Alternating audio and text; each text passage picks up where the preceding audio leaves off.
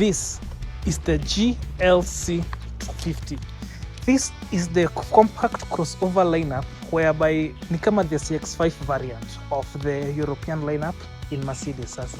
Juu ukiingia in the other specs utapata the Audi Q5, the BMW X3, the Volvo XC60. So that it should give you a size kama huwezi visualize ina compare aje to other vehicles in the market in terms of size. Basically those are its competitors. So this particular model was its first generation kwa GLC lineup, but it replaced the GLK. So siko sure kama ni first generation ama ni a successor, siko sure tuite aje, lakini pia hii iliachwa nyuma kidogo in 2021 where it was replaced by the GLC 300. Utapata the GLC 300 petrol and diesel variant and the GLC 300 hybrid version. So in this particular trim model utapata the GLC 250, which is the petrol variant, which is this particular car, and then in another trim model utapata the GLC 250D. Unfortunately in this lineup hybrids hazikuwa zimeanza kushika momentum, so in up to 2021 ndio the hybrids zimeanzia. So if you're looking for a Mercedes hybrid, angalia kutoka 2021. So let's talk about what makes this GLC 250 special. So let's dive into this video review.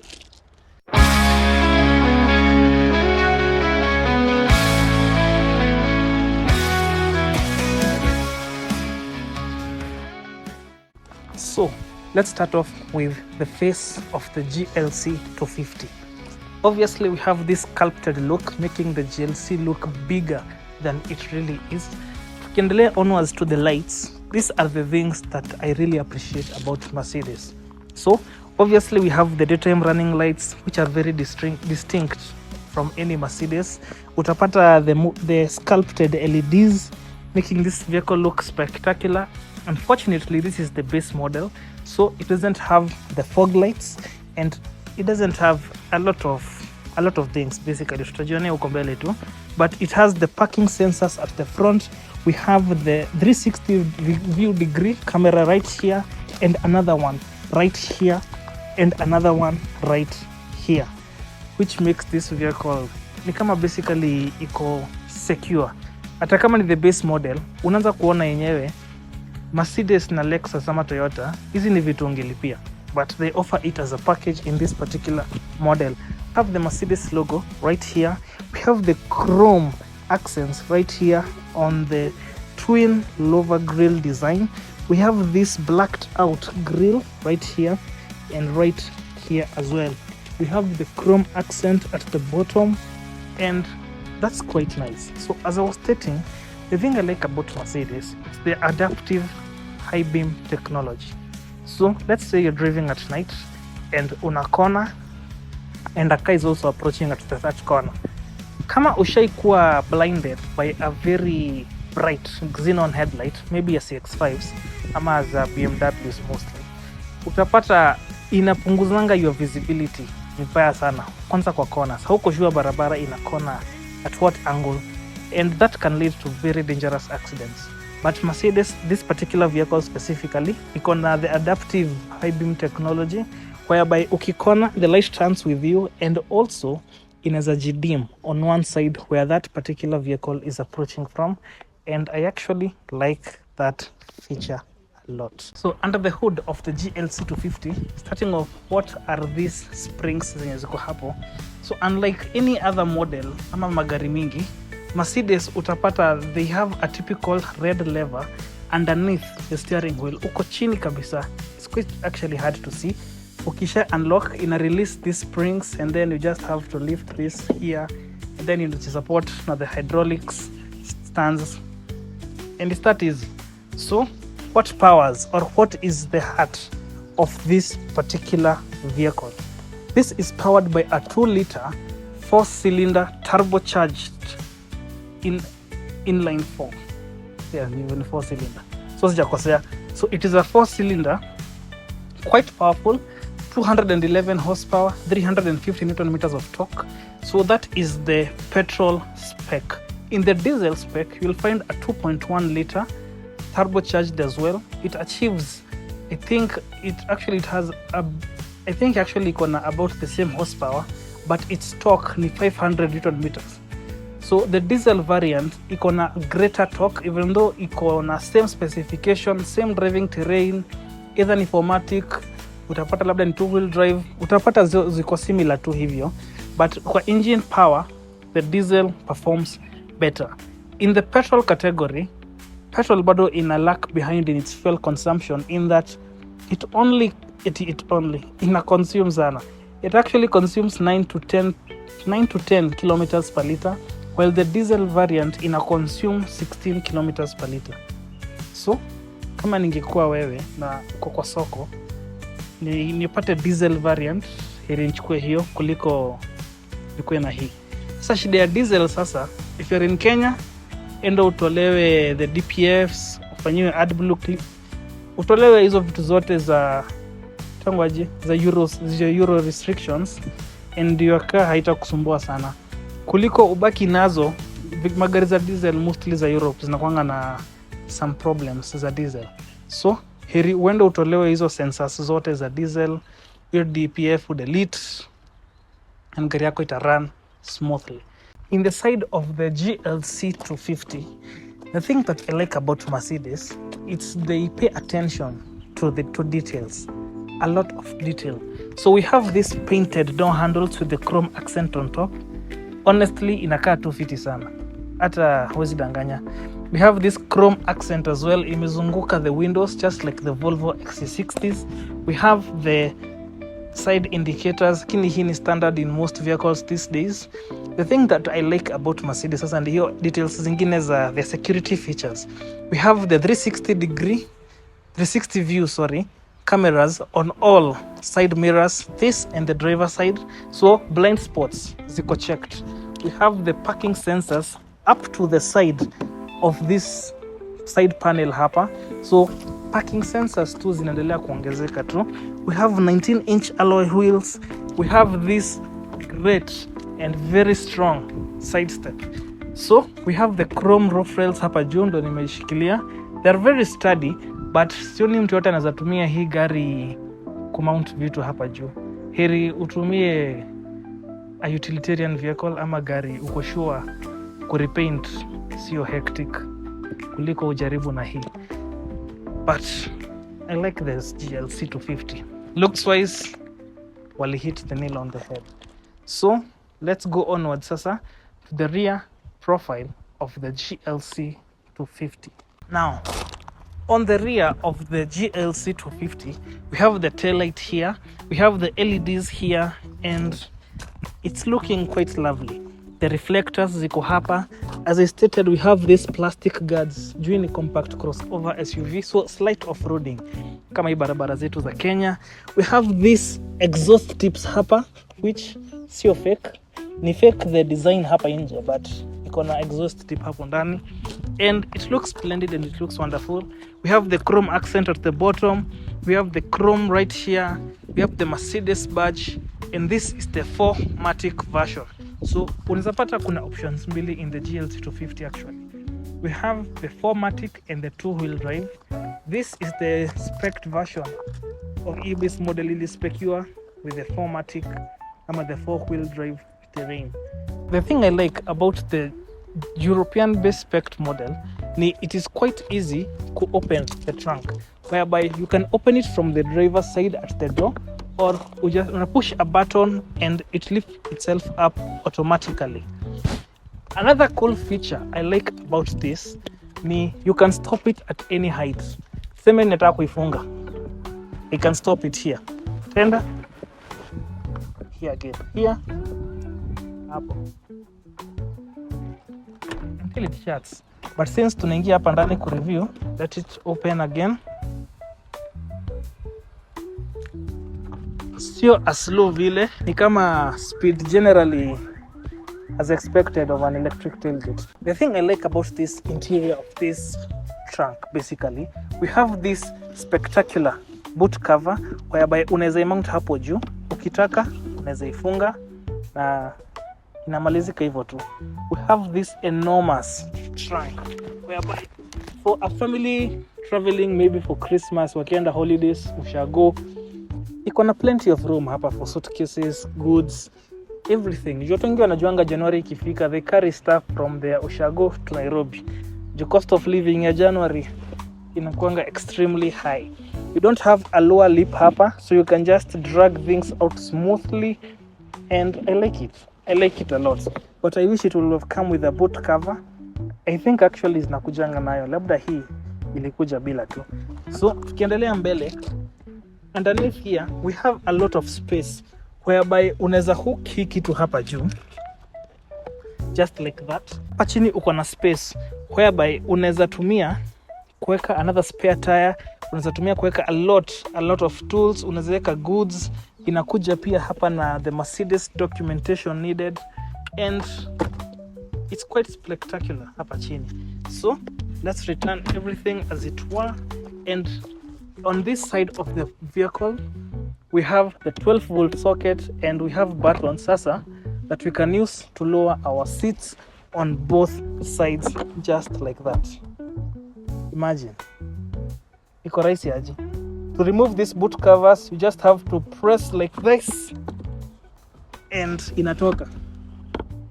So this is the amount of space you can have. Tuseme you're traveling, labda just you and your wife, or you and your husband, mnaweza tumia all this space kubeba your goods, everything can fit perfectly inside this particular model. So let's go onwards to the interior uko sasa mbele of the Mercedes GLC 250. In the interior of the Mercedes GLC 250, tuanzie tu the materials. This car is built spectacularly. Iko na aesthetic ingine tu fiti sana. We have the leather trims kwa the dash, we have the leather trims going onwards to the glove box, the seats ni the leather fitted, the doors, at least kuna splashes of materials mingi sana in these particular models. For the price of these vehicles, unaweza expect zikuje ikikaa hivi. Unlike the Ford Everest, which was a big disappointment kidogo, I really appreciate Mercedes for this. We have this piano black skin theme hapa. Inakaa tu poa sana. Inakaa poa sana. So, this is the design for the Mercedes AC ducts. This is a base model, imagine. This is a base model. Inakaa hivi. So, hongera to the Mercedes engineers. So, tuendelee mbele. Technology bit of this particular model before tukuje kwa the features that are offered. We have the electronically adjustable seats. We have a very, very loud sound system for this particular model. We have these are the climate controls. Ingia hapa ndani. This is the 12-volt socket hapa chini. This basically hii ni kama touchpad tu. Unaweza tumia tu ku navigate your menu, and it's quite easy to use. Ukini kama hii haifanyi, kama ikuwe na issue one day, unlike Lexus wanakuanga tu wamekupatia an option for the touchpad. Uko na hii knob hapa chini, unaoperate kama the CX-5 basically. So kama uko ndani ya CX-5 unaweza operate Mercedes bila kufeel ni kama a big shift. Kenya inakuwa tu a big shift kwa hii gari ni Mercedes sasa the shifter, the gear shifter ni hii hapa. Unajua Toyotas mingi zinakuanga inakuanga indicator, but for this particular model hii sasa ni the gear shifter. The electronic parking brake iko on this driver side hapa, and hizo tu sasa ni zile elements za Mercedes ku stand out in the market. Ni kama venye French companies wana prefer kuweka ile hiyo lever ya ku open the bonnet on the co-driver side. Kila company inataka tu ku stand out in their own way, and huwezi judge sana. Tukiendelea mbele, the storage department, we have a deep storage right here. We have very large cup holders with levers to help you grip your cup. We have a very large glove box with this nice coating on the inside. Hii fabrics siko sure inaitwa aje, inaitwa alcantara ama sijui inaitwa aje, but basically inazuia movement ya, labda umeweka kitabu hapo, inazuia kitu kushinda kimove randomly, and it looks quite nice pia. Hiyo black theme yake ni quite nice, quite nice. The seats iko na fabric as well, sio leather yote. Utapata iko na the leather fitting huku kando sasa. Inapata iko na leather fitting huku kando sasa. And another thing that I like about this particular model, inakuja na this leather pads. Unazazieka iziko, the reason ziko hapa ni in case you drop your phone, haitaanguka chini, imejishikilia, so you can just easily collect it bila kukua na ile hassle ya kwanza kusmove kiti mbele nyuma hadi uweze kuifikia. Juu hii gari iko compact, so kila kitu ni kama imepakiwa very tightly. And Mercedes waliona ahead wakakubaia hizi. Niko sure hizi unaweza buy hata aftermarket kama gari yako ikukuja nazo, so that isn't an issue. So starting up this vehicle, it's very low in fuel, so after I rev, but for this case of the infotainment setup, chat iwashe. Kabla iwake, we can talk about the display hapa. We have 2 speedometers. The top speed for this particular model is 260. The other side inakuonyesha RPM and the temperatures zenye ziko kwa engine bay. There is a screen at the center inakuonyesha kama uko in parking, driving mode, zinakwenda mbele, neutral or reverse. You can also check the outside temperature right here. At the moment inasema 33 degrees. I think ni temperature ya gari, juu inaendelea kichemka tu. It's quite hot actually, lakini it's 33 degrees. Hiyo ni excess. Haya. So you can navigate your menu. Tukikuja hapa kwa steering wheel hapo, unaweza kuja hapa pia upick calls, unaweza reject calls. Unaweza fanya a lot of things hapa basically. It's the touchpad I was saying basically. Unaweza tumia ku navigate hapo, and you can also use this lever hapo chini. To raise the volume, you can just use this button right here, and to change the driving modes unatumia hii. So uko na sport mode, uko na comfort mode, eco mode, unaiona, na unaweza enda even up to the sport plus mode, ama ujispekie sasa. Hii sasa ni custom, na yote itawork vizuri. I like this particular model sana, hadi animation inakaa tu fit. So let's go onwards sasa. You can put, unaweza, so going onwards sasa zaidi, we have the auto start and stop button right here, and we have a manual button right here, whereby ukiweka ina activate your paddle shifts, whereby ukiaccelerate sasa unaweza upshift. Si lazima sasa gari ijuini automatic basically. Si lazima i-change gear yenyewe. Unaweza i-force iende the next gear faster than you want it, than inajiambia basically. Watu wengi wana enjoying hizo paddle shifts, lakini sadly sija test drive moja huku niwaambie venye ina feel. So hiyo ndo basically the theory behind it. So that is the theory behind this particular model. Tukiendelea mbele, on the driver side ndo kuna a lot of buttons.